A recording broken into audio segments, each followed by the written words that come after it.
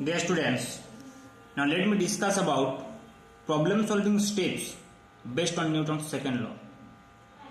How we will approach step by step when we solve the problem based on Newton's second law. We will see this thing in these topics. So, when we want to solve any problem, the first step will be we have to observe the system. Actually, we have to understand the problem, or by reading again and again, we have to observe the system or the system of particles or the system of bodies. So, step 1 will be, if we talk about step 1, then here we can write down that we have to observe the system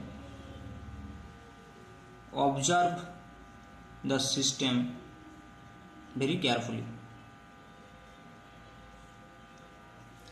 Now when we observe the system, at the same time we want to understand the forces that are acting on the body, on each and every body. Then in the second step, step 2, we will draw the free body diagram of each and individual body of the system. So, draw the FBD of each and every object. And I have discussed in previous lecture that how we will draw FBD of various kinds of body. So after observing the system, here actually when we observe the system, we also observe the number of forces acting each and individual body present in the system, as well as the direction of the forces.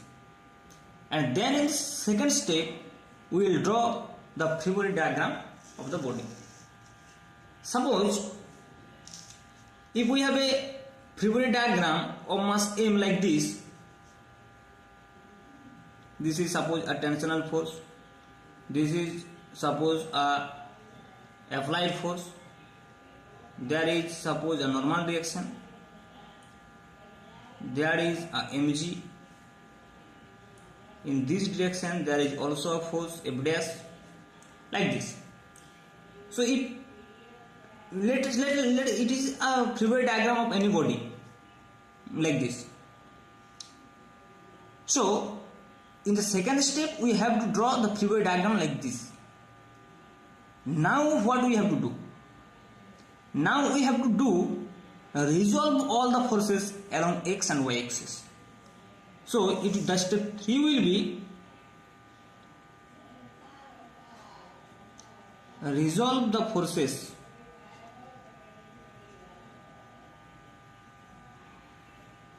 along x and y axis to get summation fx and summation fy. When we resolve all the force along x and y axis, then only we will get the summation fx and summation fy. So if we take this as x axis and this as y axis, then here we can see that if T is making an angle with the horizontal, then T has the two components. Here is T cos theta, and in this direction it is T sin theta. Similarly, if this angle is alpha, then along this direction it will be F dash cos alpha, and this direction this will be F dash sin alpha. But here N and mg are along the y axis. Similarly, F is along x axis. So this force has not to be resolved into any components because these are already present along x and y axis respectively. So now from this free body diagram we can take the summation fx and summation fy also. Like here the summation fx is t cos theta minus f dash cos alpha, because f dash is around negative x-axis. So here in this case we can write down fx is equals to t cos theta minus f dash sin alpha. Similarly, fy is nothing but n plus t cos theta, sorry, t sin theta, because here along the positive y-axis there is n, there is t sin theta, and there is f dash sin alpha also. So one force will be included here, f dash sin alpha. Now in the negative y-axis there is mg, so we have to write down minus mg. So like this, in the step 3 we have to understand the summation fx and summation fy. And now in the last step, that is step 4, we have to apply Newton's second law, that is nothing but summation fx equals to max and summation fy equals to may. And summation fx and summation fy will be substituted from this equation. And now we have to observe that in which direction the body has acceleration. If the body have the acceleration along x-axis, then this ay equals to 0. So the equation will become summation fx equals to mx, that will be our equation 1, and summation fy equals to 0, that will be our equation 2. And then we will solve equation 1 and 2, and we will get the unknown terms required for the problem. Similarly, if the acceleration of the body is along y-axis, then ay not equals to 0 but ax equals to 0. In that case, one equation will be summation fx equals to 0 and another equation will be summation fy equals to may.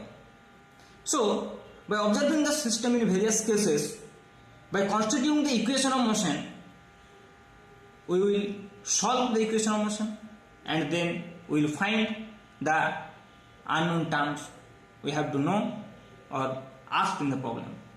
Okay, thank you.